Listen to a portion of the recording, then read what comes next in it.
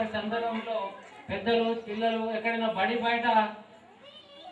బడికి రాకుండా ఎక్కడైనా కనిపిస్తూ ఆడుకుంటున్నప్పటికీ కూడా వాళ్ళు వెళ్తున్న వాహనాన్ని ఆపి వాకప్ చేసినట్టయితే, ఎవరైనా బయట పిల్లలు స్కూల్కి వెళ్తలేరు అనేటటువంటి విషయం వాళ్ళ దృష్టికి వచ్చినట్టయితే వెంటనే ఆ విషయాన్ని సంబంధిత పాఠశాల ప్రధానోపాధ్యాయుని కానీ మండల విద్యాశాఖాధికారి కానీ తెలియజేసినట్టయితే వెంటనే అక్కడ మా ఉపాధ్యాయులను పంపించి ఆ పిల్లలను బడిలో చేర్పించడానికి మేము కృషి చేస్తాము.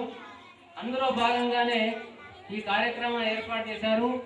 కాబట్టి దయచేసి పెద్దలందరూ కూడా, ప్రజాప్రతినిధులు, మిగతా డిపార్ట్మెంట్ వాళ్ళందరికీ కూడా విద్యాశాఖ తరఫున నివేదించేది ఏంటంటే, మీలో ఒకరి మాత్రమే మేము మీ విద్యాశాఖకు అన్ని మేమై నడిపే కార్యక్రమం కాదు ఇది.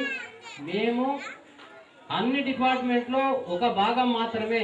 కాబట్టి మేము ఒక్కరు మాత్రమే కృషి చేసే విద్యాశాఖ బాగా వికాసం చెందుతునే ఉద్దేశం కాదు. ఏ ఒక్కరి చేస్తేనే ఏ సంఘం కూడా ఉన్నతికి రాలేదు. కాబట్టి నేను అందరికి నివేదించేది ఏంటంటే, ఇప్పుడిప్పుడే మన ప్రభుత్వ పాఠశాలలో ఒక ఏడాది క్రితం వరకు డిఎస్సి ఆలస్యమైన కారణంగా ఉపాధ్యాయుల ఖాళీలు మిగిలి ఉన్నాయి. మన మండలంలో కూడా 93 పోస్టులు మాత్రమే భర్తీ అయినాయి. ఇంకా 95 పోస్టులు భర్తీ కావాల్సి ఉన్నాయి.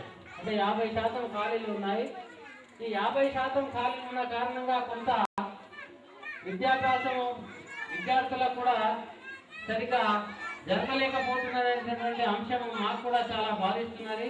ఎందుకంటే ఏ పాఠశాలలో అందరు ఉపాధ్యాయులు సరిగ్గా ఉంటేనే కరికులం వచ్చి పాఠ్యాంశము చక్కగా జరిగి, ఏదేమైనప్పటికీ ఆలస్యమైనప్పటికీ ఈ జూలై నెల మాసాంతం వరకు మనకు కొత్త డిఎస్సి టీచర్లను నియామకం చేసి ఖాళీలున్న పాఠశాలలో భర్తీ చేయడానికి ముఖ్యమంత్రి గారు, విద్యాశాఖ మరియు ఆర్థిక శాఖ వెంటనే ఆమోదం తెలపడం జరిగింది.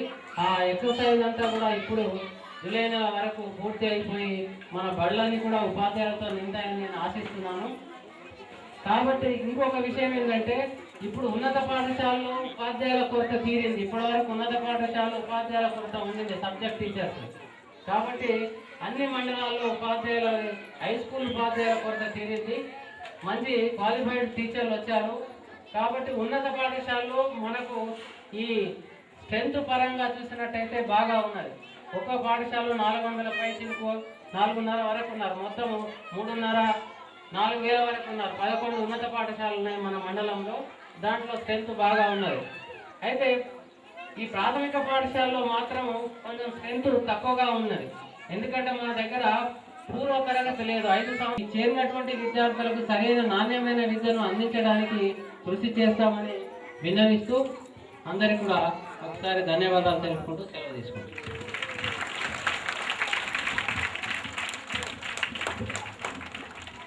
ప్రస్తుత పనితీరు గురించి క్లుప్తంగా అందరికీ వివరించినందుకు ధన్యవాదాలు సార్. ఇప్పుడు మా పాఠశాల విద్యార్థి ఎన్ రాధిక ఒక చిన్న సాంగ్ పాడు. నిర్వలేదయ్యో నా సంకన మెడితో సరడు వాళ్ళు దున్నీనయ్యో, నన్ను కన్నా వాళ్ళకు ఏడేళ్ళప్పుడు దూరమయ్యానే, దొరగారి ఎట్లా కొట్టం కాడికి చేరువయ్యానే, దొరగారి ఎట్లా కొట్టం కాడికి చేరువయ్యానే, నా చిట్టి చేతులు చక్కని రాత నేర్వలేదయ్యో, నా సంకన మెడితో సరడు వాళ్ళు దున్నీనయ్యో, 3 ముర్రల కర్రతో 30 ఎడ్ల సోపతి నాదయ్యా, దిగ్గు దిగ్గున మృగంగా నాలెత కాలకు కూర్చొని ముల్లయ్యో, దిగ్గు దిగ్గున మృగంగా నాలెత కాలకు కూర్చొని ముల్లయ్యో, నా చిట్టి చేతులు చక్కని రాతలు నేర్వలేదయ్యో.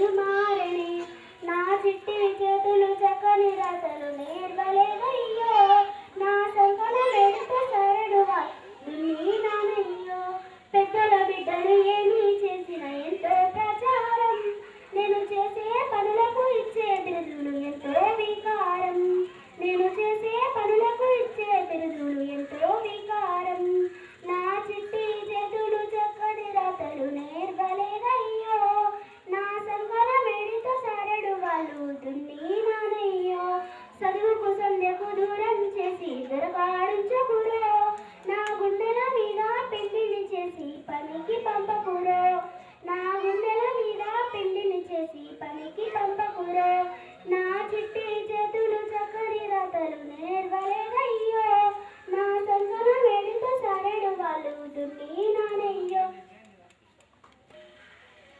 ఇటీవల జరిగినటువంటి 2010 జనాభా గణన సర్వే ప్రకారంగా దాదాపుగా 400 చిల్లర 425 ఉన్నట్టు కరెక్ట్, అంటే ఫిగర్ కరెక్ట్గా తెలియలేదు ఇంకా 425 నేను తీసుకున్నటువంటి ప్రకారం. మరి మన పాఠశాలలో గత మార్చ్ ఏప్రిల్ చివరి మాసంలో 98 మంది విద్యార్థులు ఉండగా ఇప్పుడు అందులో నుంచి 20 మంది 6వ తరగతికి వెళ్ళిపోతారు. ఇక 75 మంది మిగిలి ఉంటే ఈ పరిస్థితి ఇలాగే కొనసాగితే మన పాఠశాల భవిష్యత్తు ఏంటని ఒకసారి ఆలోచించుకోవడం జరిగింది.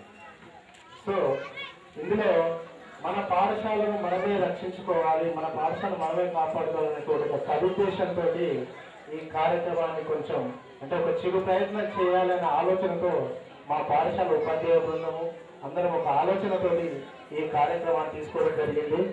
అయితే ఈ చిరు ప్రయత్నంలో ఇప్పటి వరకు అంటే నిన్నటి వరకు 61, 62 అంటే కరెక్ట్గా ఫిగర్ తీసుకో 61 అడ్మిషన్స్ రావడం జరిగింది.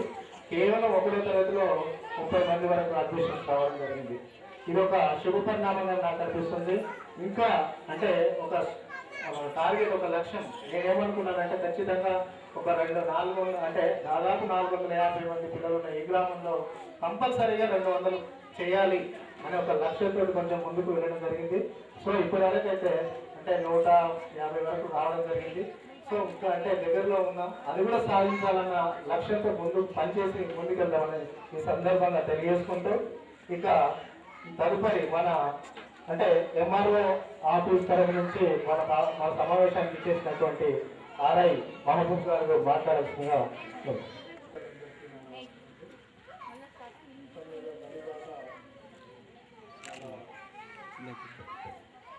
చాలా మంచి ప్రోగ్రామ్ ఇది. విద్యార్థులు ఈరోజు అక్షరాభ్యాసం చేసేది ప్రోగ్రామ్ అయితే చాలా మంచిది. పేద విద్యార్థులకైతే చాలా మంచిది. ధనికులైతే ఎట్లా చదివించుకుంటారు, ధనిక విద్యార్థులకు ఎన్నో రకాల ఆలోచనలు ఉంటాయి. పేదలకు మాత్రం నేను కూడా ఒకప్పుడు పేదవాడి విద్యార్థిని, పేదోళ్ళు కూడా పేదోళ్ళు.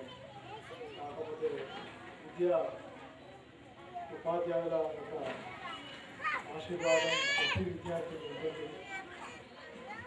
తప్పకుండా ఈ కార్యక్రమం ముందుకు తీసుకెళ్ళిన ఉపాధ్యాయులకు, పెద్దలకు మా ధన్యవాదాలు. ముందు కూడా ఇటువంటి కార్యక్రమాలు జరగాలని ఈ సమయం ఇచ్చిన మన గ్రామానికి ఒక ప్రత్యేకత. ఇంతసేపు చెప్పిన లెక్కలు కేవలం ఆక్రమయ్యారని మాత్రం. ఈ గ్రామంలో 2 గ్రామాలు ఉన్నాయి, ఒకటి పంజగూడ, ఒకటి ఆక్రమైన. 2 గ్రామాలకు 2 పాఠశాలలు ఉన్నాయి. ఇక్కడ కూర్చున్నటువంటి మన సుధాకర్ సార్ గారు పంజగూడ ప్రధానోపాధ్యాయులుగా పనిచేస్తున్నారు. అలాగే మన శ్రీలత టీచర్ గారు ఉపస్థితులు. అయితే ఒక చిన్న ఇక్కడ చెప్పాల్సింది ఏంటంటే 2005లో నేను ఈ పాఠశాలకు రావడం జరిగింది. 2005 కన్నా ముందు ఇదే పంజగూడ పాఠశాలలో 4 పోస్టులు ఉన్నాయి నేను చూసినంతవరకు. అంటే నేను వచ్చేసరికి ఖాళీ లేవు పోస్టులు. అంటే 4 పోస్టుల నుంచి 2 పోస్టులు పోయి ఇప్పుడు కేవలం మిగిలిన 2. అంటే 2 పోస్టులు ఉన్నాయి, 2 పోస్టులు భర్తీ ఉన్నాయి. ఇంకొక అదృష్టం ఏంటంటే ఇటీవల జరిగిన బదిలీలలో ఈ అన్ని పాఠశాలలు దాదాపు ఉపాధ్యాయులు లేక ఖాళీగా ఉన్నాయి. కానీ ఆక్రమణలో మాత్రం ఉన్న ఎన్ని పోస్టులు ఉన్నాయో అంటే పంజగూడలో ఆక్రమణలో 5 పోస్టులు ఉన్నాయి, పంజగూడలో ఉన్న 2 పోస్టులు ఉన్నాయి. అంటే టోటల్గా 7 పోస్టులకు 7 కూడా భర్తీగా ఉండడం చాలా అదృష్టం అనేది సందర్భంగా చెప్పుకుంటాను. అయితే ఉన్నటువంటి ఈ 7 మందితోటి మన పాఠశాలను సర్వంగా సుందరంగా ఎందుకు తీర్చిదిద్దలేము, అందుకొరకే ఖచ్చితంగా మన వంతు ప్రయత్నం మనం చేద్దాం అనేటువంటి ఒక మంచి ఆశయంతో మంచి లక్ష్యంతో ఈ కార్యక్రమాన్ని కొంచెం ముందుకు తీసుకెళ్లడం జరిగింది. తదుపరి మా విద్యార్థులు హైలిస్తా అనే ఒక group dance T Jyothi, D Madhavi, T Manga, T Mamata, G అఖిల.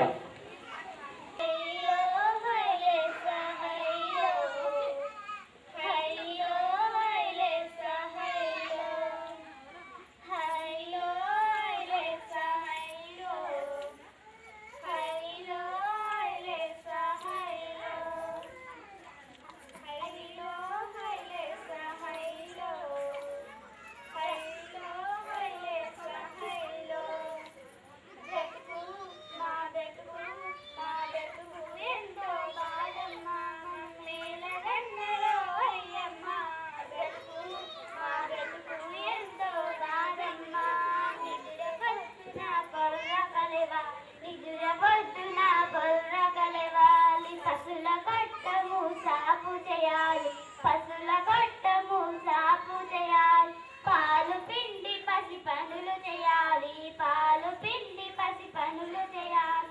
తప్పు చేసినా చెయ్యకపోయినా, తప్పు చేసినా చెయ్యకపోయినా దొరసని నోట్లో మనము పడద్దు. బ్రతుకు మా బ్రతుకు మా బ్రతుకు ఎంతో బాధమ్మా, మమ్మేలగన్నరో అయ్యమ్మ.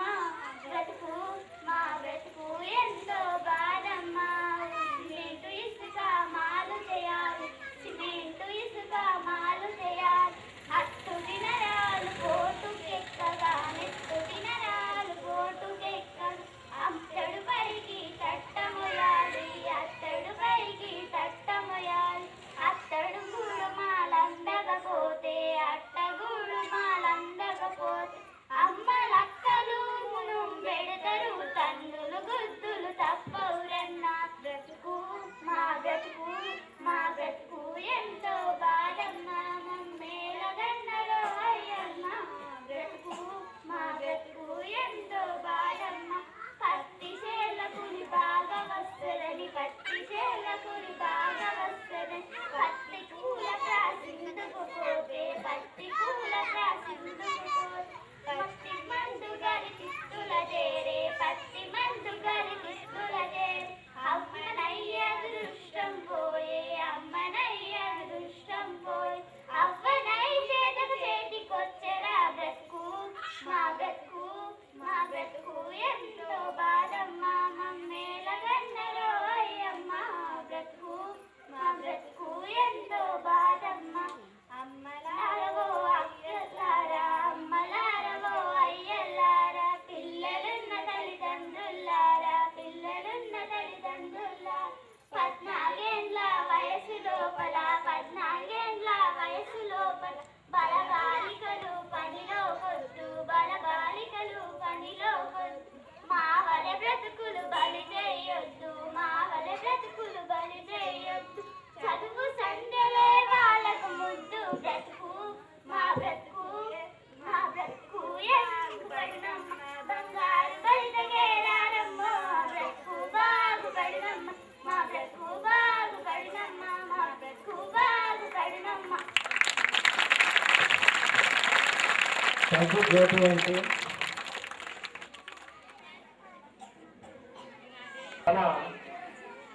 నిజంగా ఒక మాట చెప్తాను.